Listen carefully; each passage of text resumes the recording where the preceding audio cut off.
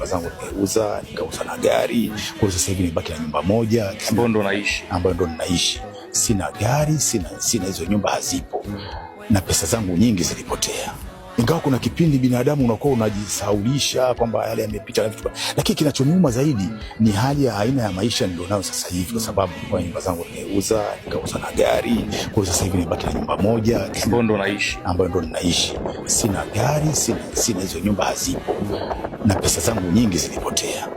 Ilikuwa ni kwenye hiyo hali ya kumuuguza yeye ndio uliuzaga hizo nyumba, au baada ya sasa kupigwa ile tukio ukawa kama umechanganyikiwa ukawa unauza tu ili utumie kwenye starehe labda za pombe na vitu kama hivyo? Au hapana. Yaani elewa, tukio la yeye kuugua limetokea wakati mimi sipo kazini, nishakuwa mstaafu.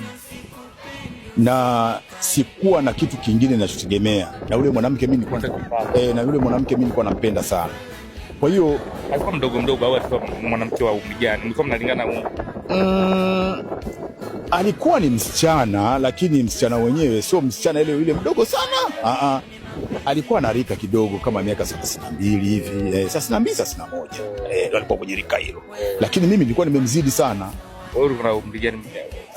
Mimi wakati huo nilikuwa na umri kama miaka 47 48 hivyo.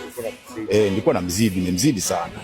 Kwa hiyo ulikuwa una kingine tofauti na hii kuuza nyumba ili umtibie? Nimeuza nyumba. Unajua unapokuwa kiongozi wa familia kuna mambo mengi sana. Sasa vitu vingine vinapokuja kujiingiza vinazidi kuchanganya. Kwa hiyo tunapokuja tufanye hivi, na kuna mambo mengine tulikuwa tunahangaika hospitali na kwenye mambo mengine hivyo, unajua. Tulikuwa tunahangaika, ndio maana pesa zikatumika sana. Alafu isitoshe wakati ule nyumba zilikuwa hazijakuwa na thamani kubwa kama za sasa hivi.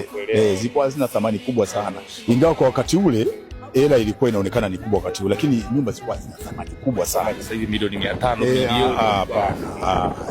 milioni 50 40 hivi.